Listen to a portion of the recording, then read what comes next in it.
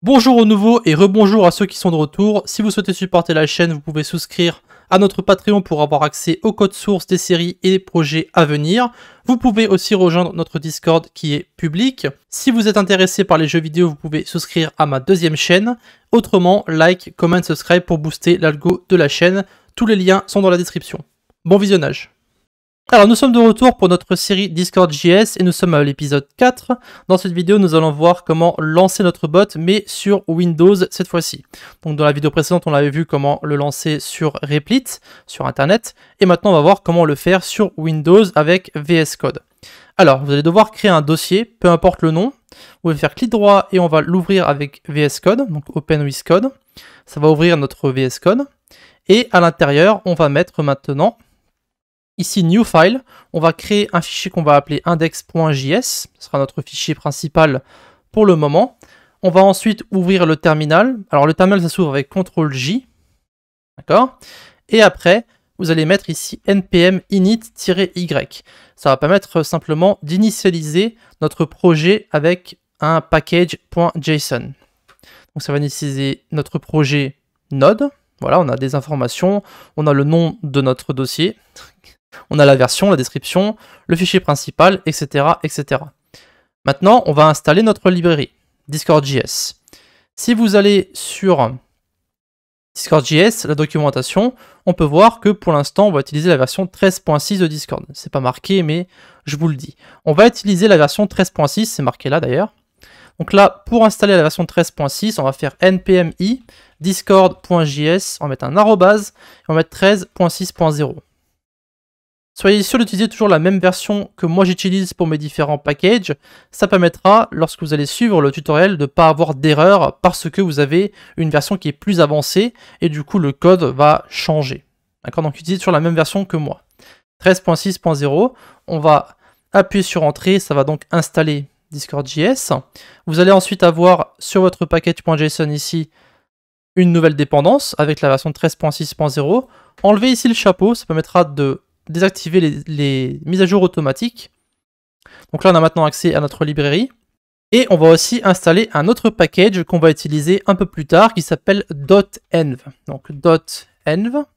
Et on va utiliser la version 16.0.0. Voilà.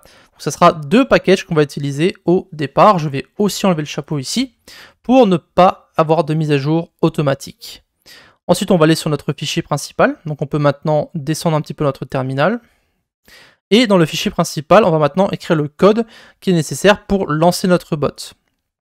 Alors, on va commencer par importer le client qui permet simplement d'accéder aux différentes fonctions pour lancer le bot.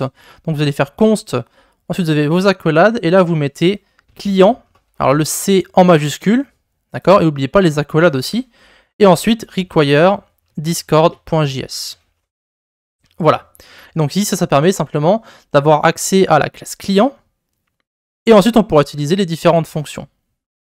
Donc ensuite, maintenant, on va mettre const client. Ce sera notre constante qu'on va utiliser pour accéder aux différentes fonctions. Et on va mettre new client.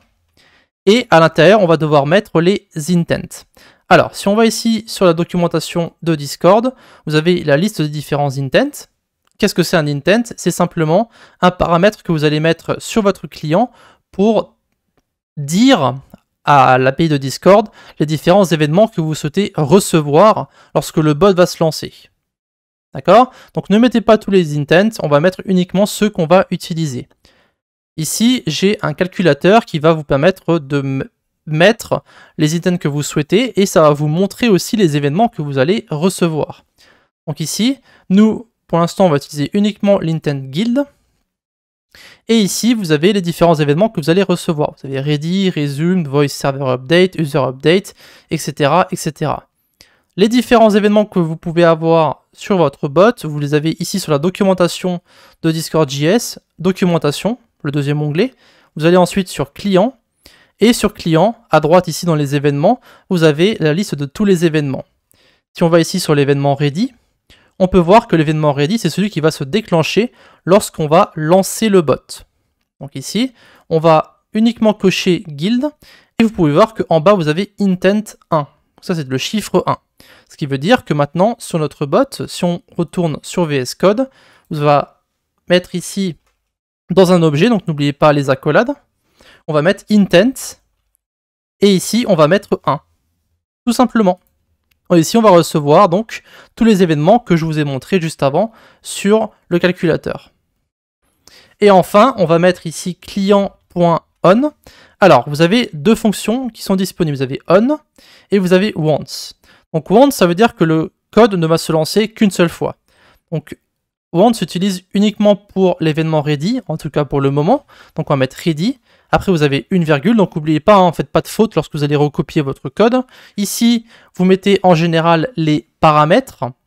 Cependant, ici, pour l'événement ready, il ne possède pas de paramètres. Vous avez uniquement accès à client, mais client est disponible pour tous les événements quoi qu'il arrive. Donc ici, vous mettez uniquement des parenthèses. Et après, vous faites votre fonction et vous mettez votre code à l'intérieur. Donc ici, console.log. Et là, je vais mettre par exemple, je suis prêt. Donc ça sera le code qui va se lancer lorsque le bot va se déclencher. On va mettre nos points virgules.